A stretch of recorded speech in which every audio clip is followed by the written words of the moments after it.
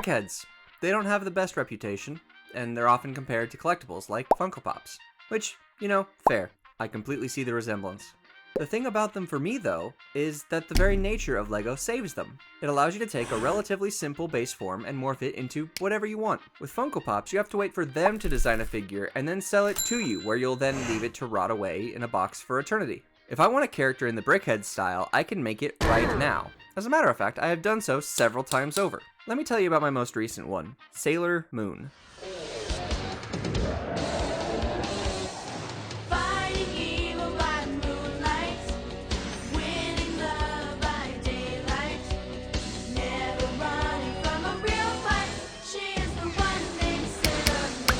This build started as a brainstorming session to find a suitable gift for my partner's sister. As children, they both loved Sailor Moon, and we agreed that a gift from that franchise was a sound bet.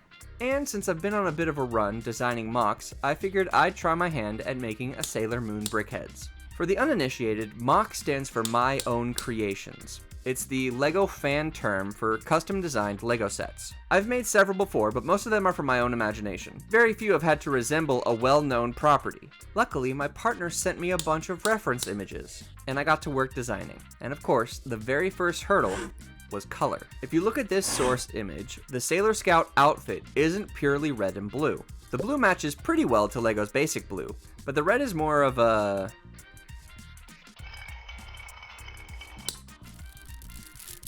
razzmatazz? Interesting. But the closest color to this in LEGO's palette, bright purple, is woefully ill-equipped for the task I needed to perform. So I opted for a less accurate color with more accurate shapes.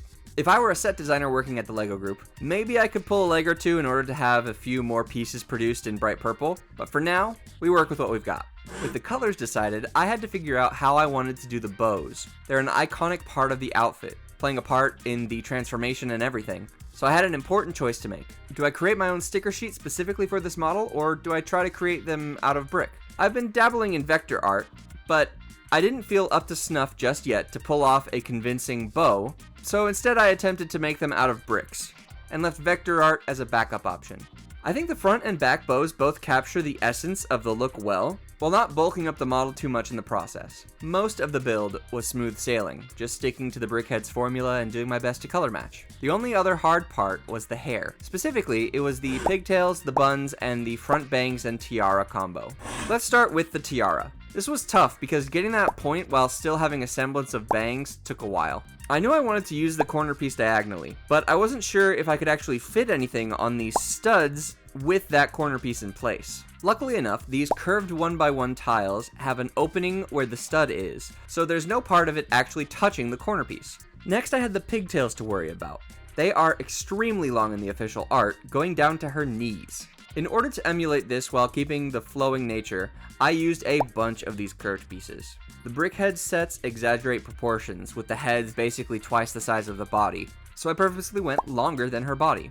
The only way that it stands fully upright is when it's on its little base, but this was the length that felt the best to me from a visual standpoint, even if it can be a bit annoying during the building process. That's why you put them on last. Finally, the buns. I wanted them to be rounded, but also substantial, so I didn't want to use any snot shenanigans to try and use round plates or anything. I decided to go with a favorite technique of mine, the double cheese wedge under a 2x2 hinge. The look is so clean to me, and it was used to give Belle's bun the tilt it needed on her BRICKHEADZ, so I had to go with it myself.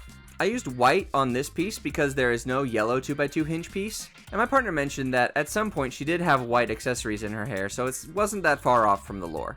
I think the 2-stud thickness for the bun is perfect as it fits the BRICKHEAD aesthetic. Once I was done designing the set itself, I knew I couldn't just order the pieces, put them in a Ziploc bag, and then hand them off without any fanfare. I had to go all out.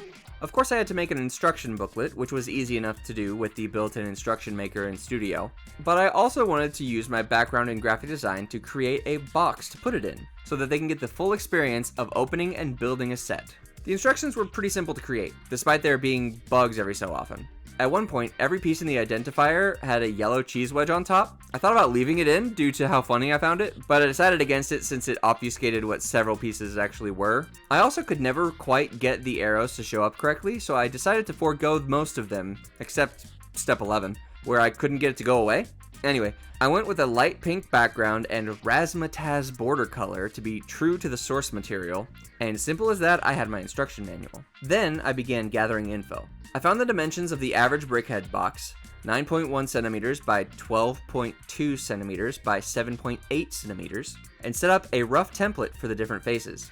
I started with the front, gathering a mix of the old style boxes and the newer boxes for reference, and I incorporated a background gradient along with a bubble texture that emulates the DVD box cover for Sailor Moon. I took one of the many renders I'd done and placed it front and center. Once I'd done that, it felt a bit empty, so I took Sailor Moon's silhouette and placed it behind her at a low opacity. And then I added the logo along with her cat Luna. I then added all of the text info that you typically find on the box, and repeated the process across every face, using a mock logo I made by altering a vector file in the style of the logo. I also used pixel art to make the little bricks across the bottom to be distinct but still emulate the look of the original boxes. I plan on using these bricks across future MOCs, so I started this one as MOC 001, the first in my collection. Now that I'd completed all of the digital work, I had to actually source the Lego. I live relatively close to a Lego reseller that isn't bricks and minifigs, so I went there with my partner. With a parts list and a dream, we dug through their pick-a-brick section and got about 60% of the pieces we needed after a few hours. After that, we were feeling tired, so we decided to call it and buy the rest of the parts on BRICKLink. And while it was annoying that I wasn't able to get everything, this excursion did allow me to confirm that all of the techniques I used were viable on actual brick. So it was more than worth it to go into a favorite IRL shop of mine. Support local businesses if you can. In order to physically make the box, I had to rely on my partner. They have access to a printer that can print on large sheets of paper and at a very high quality. So what we ended up doing was printing out the full box, gluing that paper on top of some cardstock, and then folding it carefully into the actual box dimensions. While I wish I could get it a little more accurate to an actual box, I'd have to go into proper printing techniques used by actual industry people, and that is a little bit too pricey for my price range right now. So we're gonna have to stick to close enough for now.